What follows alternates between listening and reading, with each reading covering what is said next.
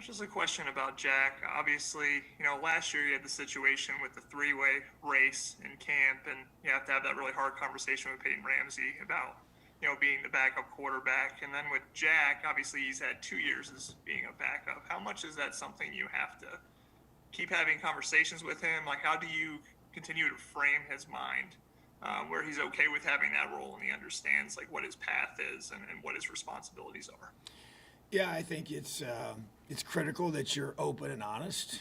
It's critical that you sit down, talk man to man, and just go through where he's at, what his goals are, where we see him, where he wants to be, where we see him becoming, and you have those times together, and that builds trust.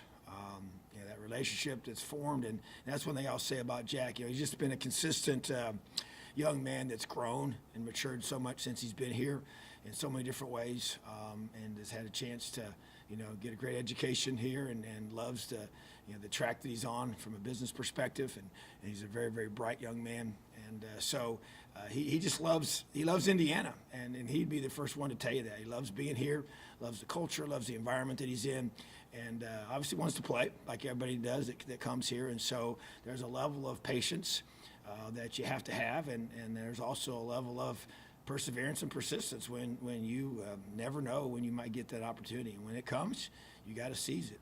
So I just think that and in this day and age, it's hard. You see a lot of places where quarterbacks don't, if they're not getting to play within a year or so, they go somewhere else. So that's a tribute to him, a testament to his perseverance and character of just saying, hey, I want to stay here, I want to develop here, and I want to be able to help this team in any way possible. So that's kind of been his attitude, and he's been very open and honest about that. But I'm just excited for him in that regard because of the position that he's put himself in, and the way he's been so consistent in his preparation. Exactly, Kevin. I wanted to ask about Coach Shelby. I'm doing a story. He's been around longer than you. I think from kind of maybe the team and sort of staff perspective, he's probably been around as long as anybody. And he's kind of been, witness to really the last sort of decade of program building. Just in the time you've worked with him, first as coordinator and then obviously as head coach, what does he bring? What, whether it's to that cornerback room, to the defensive room overall, to the staff overall, just, what does he kind of add for you? What do you count on him for, I guess? Well, I think perspective. He's as you stated, he is the longest tenured coach on the field, coach on our staff.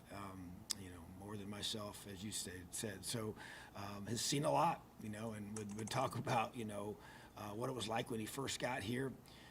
Has seen the changes, and has been, and honestly, when he first got here with Coach Wilson and just saw the change from that point to where, it got by the time I was here, which was coming off, a bowl opportunity, at the Pinstripe Bowl.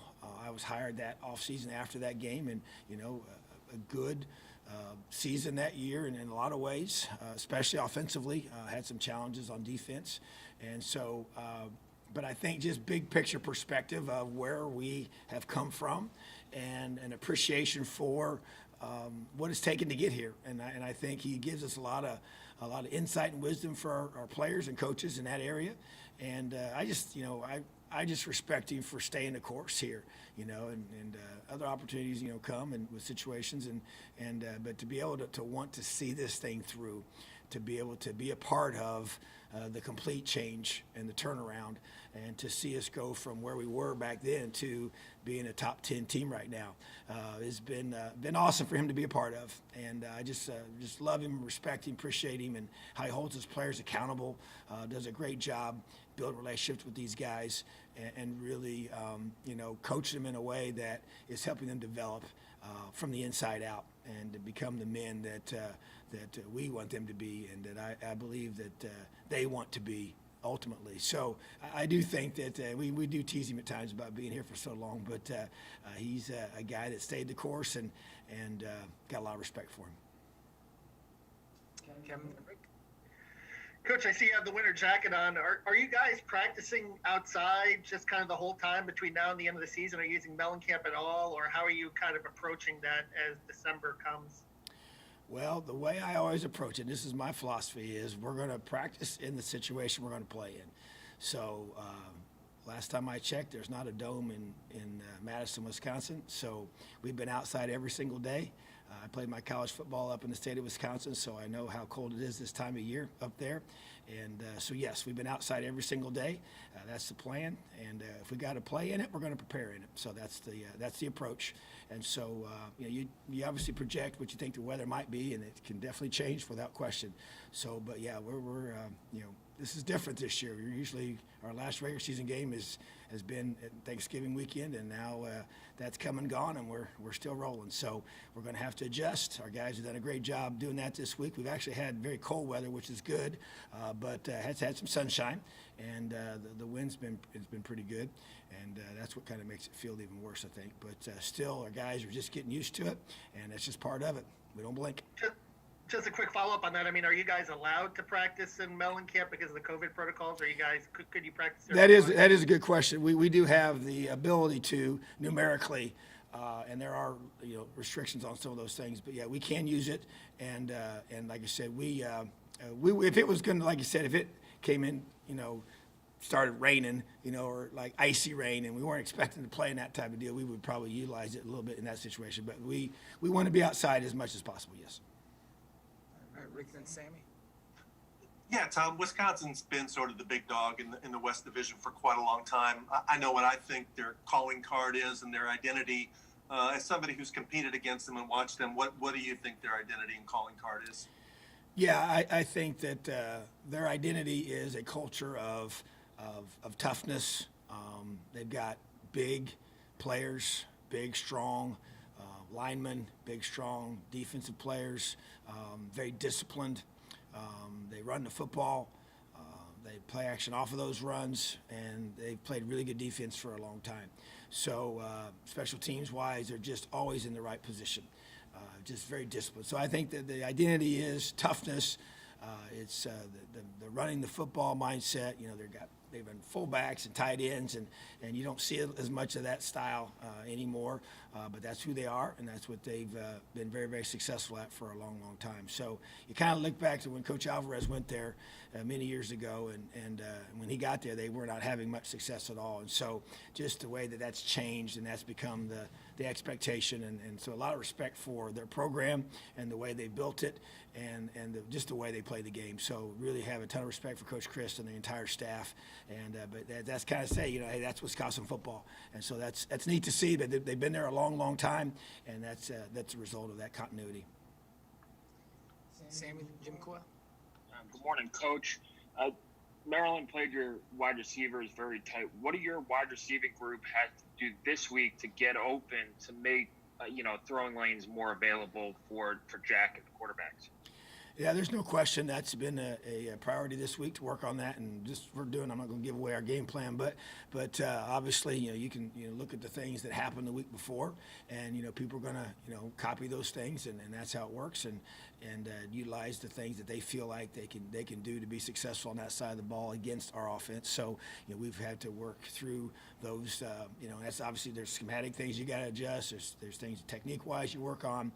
There's just things that you got to be able to do to create those openings and to get our receivers open, so we can get the ball to them, So, but yeah, there's no doubt Maryland did a really good job of that, and so it's definitely being a priority for us to address this week. All right, Jim, and then Dylan Wallace. Coach, when you have a major change middle of the season like a quarterback like you have, and I know the team has confidence in Jack, but when that happens, there is still a mental change that takes place because your momentum is going on. What have you done and what can you do to make sure that continues on the mental side for your team? Well, you fall back on your foundation. As I said before, we don't blink. That's a program quality that we have built into this place since I've been here, and it's a mental toughness, a physical toughness that it takes. We have challenged our guys. Everybody's got to be 1% better, individually, in each position room, in each side of the football, and that collective 1%, it creates an elevation of performance for the entire team. And that's what it comes down to. You know, when you lose a special player like we have at that position and of Michael's status, you know, there's no question you got to respond, you know, and, you know, response was our one word for last week, but it's very appropriate for this week as well. That's why I always say our one words are not just isolated to one individual week. Those one words become woven into our entire program. And even whether it's the one word for the whole season or the one word for a certain game. And so we got to have an unbelievable amount of grit and fight to be able to band together. And I think that sometimes when you have a situation like this occur, it does have a very important, you know, impact on the team from the perspective of forcing other guys to be able to, you know, elevate their attention to the details of their preparation and how they're going to perform on game day. So that's what's got to happen. You know, you just don't lose a guy of that, you know, of his quality and his ability to make plays and just say, okay, hey, it's business as usual. So you got to be able to go through, make those adjustments. But there's a ton of confidence in Jack on this football team.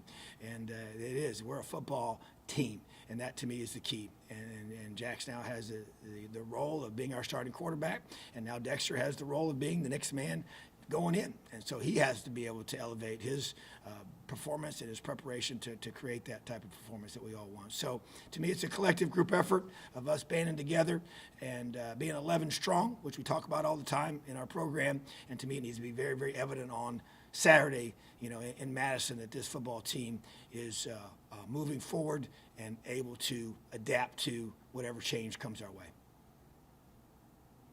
All right, Dylan, and then we'll wrap up with John Blau. Hey, Coach. I feel like, you know, a lot of times when I see kind of post-game videos posted about after the games, and I see a lot of the defensive huddles, and it seems like Cam Jones is always one of the guys that's kind of talking to him and rallying him up for whatever. And you know, I know kind of Mike is sort of the leader of that linebacking group, but what have you seen from Cam Jones this season in terms of just his leadership? Yeah, that's a good observation on your part, because I would say that Cam is the more verbal leader of the two. They both were voted as captains for our team, and but Mike is pretty quiet. You know, he plays with fanatical effort, is just a relentless football player on the field, and in how he prepares and how he leads, you know, during the week, during practice. But as far as getting the groups together and addressing them and talking to them, Cam Jones is probably our most vocal one on the entire team in that regard. So, and I think if you talk to our strength staff, you know, they would, which we do a lot. We talk to them a lot about the leadership that they see and the way guys handle themselves in the weight room, you know, with the team in that element. And his name is always at the top of that, because he does have the confidence to speak, and that's you know, that can be a hard thing, you know, to be able to get in front of your peers and to say, whether it's encouraging words, motivational words, or, you know, getting on them, you know, and challenge them and hold them accountable for something that they're not doing right, you know. So, but he's earned that right, and you earn that by being an extremely hard worker, being a guy that has, you know, a work ethic that's second to none, and that is, you know, followed up with practicing hard, studying hard, doing all those things right, and then, you know, your personality kind of takes over. And he is one that is more, you know, comfortable speaking in front of the group, and has really embraced that as one of his roles as well. So, yeah, he's definitely one of our leaders of this team, and he's one of the big reasons why our defense is playing the way they are. All right, John, last one. Wondering if you can give an update at all on Samson James, if he's back with you guys practicing, and then also Caleb Jones and Lance Bryant have been out for a couple weeks. Is there any hope that they might be available this week? Yeah, so they're Lance and Caleb are progressing, so we'll announce that decision on game day for those two guys. But you know, Samson's situation is a little bit different, and so, but it's some personal things he's working through right now and with his family. So we're just supporting him as much as we possibly can, but he is back with us, and expect everything with that to move forward. All right, thanks, Tom. Awesome. Have a great day.